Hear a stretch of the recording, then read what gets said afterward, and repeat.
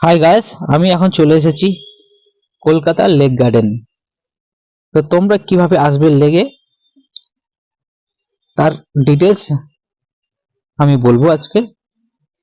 তো তোমরা যদি শিয়ালদা থেকে আসো, তো শিয়ালদা থেকে বজবজ লোকাল যেটা আসছে, শিয়ালদা টু বজবজ লোকাল, ওই ট্রেনটাই ধরবে যদি ট্রেনে আসো।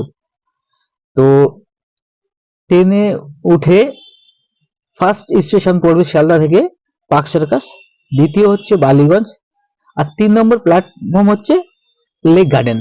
তো ওখানে লেক গার্ডেন নামবে, নেমে ট্রেন থেকে নেমে একটু পিছন দিকে হেঁটে আসবে, হেঁটে আসে দেখতে হবে একটা ওভারব্রিজ আছে, ওই ওভারব্রিজে উঠে বাঁ দিকটা যাবে। তো বাঁ দিকটা পার হয়ে ওভারব্রিজ থেকে নেমে আর সামনেই দেখতে হবে একটা রেলওয়ে গেট আছে, ক্রসিং রেলওয়ে গেট, ওটাকে পারিয়ে একটুখানি সোজা আগিয়ে যাবে। একটুখানি আগিয়ে গিয়ে দেখতে হবে একটা ডান দিকে রাস্তা চলে যাচ্ছে, একটা বাঁ দিকে চলে যাচ্ছে।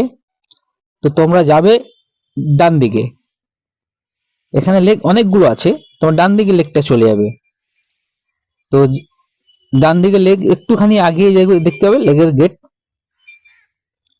তো দেখতে পাচ্ছ লেকটা কি সুন্দর, পুরো শান্তশিষ্ট পরিবেশ। আর লেকটা খুবই বড়, লেকের জল পুরো সাফ। আর লেকে এখানে বসার প্লেস অনেক আছে, বসার প্লেস হচ্ছে বসার জন্য। তো দেখতেই পাচ্ছ লেকটা খুবই বড়, আর লেকের জল একদম সাফ। আর লেগে অনেক বড় বড় মাছ আছে, আমরা আসলে দেখতে হবে, খুবই সুন্দর লেক। তো এই লেগে আগে বোটিং হতো, তো সেই বোটিংটা বন্ধ করে দেওয়া হয়েছে, যেহেতু এখন এখন আর বোটিং হয় না। তো দেখতেই পাচ্ছ পুরো চারদিকটা কিভাবে, মানে বড় বড় গাছ রয়েছে এর মধ্যে, মানে খুব সুন্দর পরিবেশ, শান্তশিষ্ট পরিবেশ একদম। লেগের চারদিকটা দেখতে পাবেন কিভাবে, কি সুন্দর সাজানো গোছানো, দেখো দেখতেই পাচ্ছ কি সুন্দর সাজানো গোছানো, চারদিকটা সবুজ হয়ে রয়েছে, কি সুন্দর। আর বসার প্লেস অনেকই আছে এখানে, খুব সুন্দর সাজানো গোছানো। এখানে এসে 1-2 ঘন্টা কাটানো যেতেই পারে, খুব ভালো লাগবে, আসলে খুবই ভালো লাগবে। সবচেয়ে বড় এখানে লেকটা এত বড়, লেকের মানে পাশে বসে দেখবে ওখান থেকে হাওয়া আসছে, কি সুন্দর হাওয়া।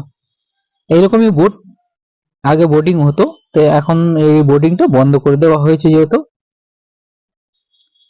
তো দেখতেই পাচ্ছ চারদিকটা কি সুন্দর, লেকটা খুবই বড়, এখানে লেক অনেকগুলো রয়েছে। তো এখানে একটা লেক গার্ডেনের মধ্যে একটা মিউজিয়াম আছে, তো আমি এখন মিউজিয়ামের কাছে চলে এসেছি যেহেতু। তো দেখতেই পাচ্ছ আমি এখন যাব মিউজিয়ামে। তো এখানে আমি এই মিউজিয়ামের গেটের সামনে চলে এসেছি যেহেতু। এই সামনে যে আমার চূড়োটা দেখতে পাচ্ছ, এই চূড়োটা হচ্ছে খুবই বড়, কি সুন্দর চূড়োটা দেখতে পাচ্ছ, এটা হচ্ছে মিউজিয়ামের গেটের সামনেই এটা। তো এই চূড়োটা সম্পূর্ণ তামা থেকে তৈরি করা হয়েছে, খুব সুন্দর লাগছে চূড়োটা, কি সুন্দর সাজানো গোছানো চারদিকটা দেখতেছো। জাস্ট এই চূড়োটা পার হয়েই আমাদের এটা হচ্ছে চূড়োর পিছন দিকটা, মানে ভেতরটা এটা। তো দেখতে পাচ্ছ কি সুন্দর ভেতরের অংশটা, দেখতেই পাচ্ছ কি সুন্দর, খুব সুন্দর বানিয়েছে। তো আমরা এখন যাব মিউজিয়ামে, ঢুকবো এখন না। তো এখন আমরা মিউজিয়ামের কাছে চলে এসেছি অলরেডি। তো এখন আমরা মিউজিয়ামের মধ্যেই ঢুকবো। তো আমার সঙ্গে দেখো, সবই কিছু তোমাদেরকে দেখাবো। তো আমরা এখন যাচ্ছি মিউজিয়ামের মধ্যে। তো দেখতে পাচ্ছ মিউজিয়ামের প্রতিমা রয়েছে এখানে, একটা মিউজিয়াম আছে, খুবই বড় মিউজিয়ামটা। তো এখানে অনেক দুর্গা প্রতিমা রয়েছে। এখানে হচ্ছে যেসব ক্লাবগুলো প্রতিমা ডোনেট করে, তো সেই সব প্রতিমাগুলো এখানে থাকে। যেসব ক্লাবগুলো মানে প্রতিমা ডোনেট করে ওনারা বিসর্জন দেননি, সেই সব প্রতিমাগুলো এখানেই মিউজিয়ামে রাখা হয়। তো মিউজিয়ামটা অনেকই বড়। তো আরো একটা মিউজিয়াম হবে এর পাশেই। দেখতে হচ্ছে এটা হচ্ছে পুরো থার্মোকল থেকে তৈরি করা হয়েছে, খুব সুন্দর বানিয়েছে। টোটালি থার্মোকলের কাজ, এটা খুব সুন্দর বানিয়েছে।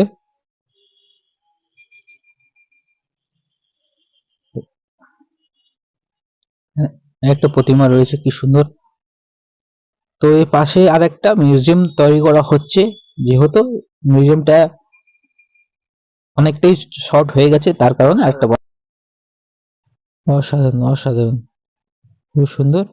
তো খুব সুন্দর মানে যেসব ক্লাবগুলো ডোনেট করে সেই সব প্রতিমাগুলো এখানে রাখা হয়। তো এখানে একটা খুবই বড় মিউজিয়াম তৈরি করা হয়েছে। তো একটা প্রতিমা দেখো কি সুন্দর প্রতিমাটা বানিয়েছে।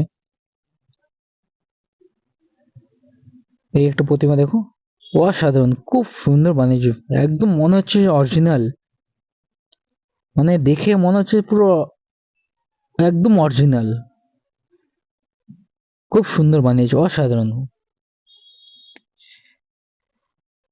অসাধারণ অসাধারণ, খুব সুন্দর বানিয়েছে। উফ, এখানে একটা চিত্র তুলে ধরা হয়েছে, মা দুর্গাকে পালকিতে করে আনা হচ্ছে, তার চিত্রটা তুলে ধরা হয়েছে।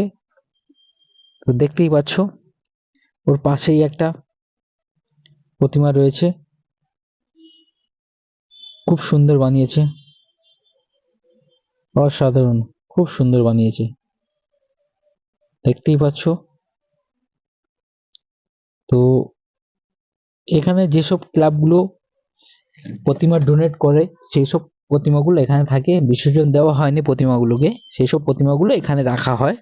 তো যেহেতু মিউজিয়ামটা অনেকটাই বড় আছে, তো আরো একটা পাশে মিউজিয়াম হচ্ছে, যেহেতু এই মিউজিয়ামটা মানে বড়ই আছে কিন্তু প্রতিমা অনেক হয়ে গেছে, তার কারণে আরো একটা পাশে বানানো হচ্ছে মিউজিয়াম।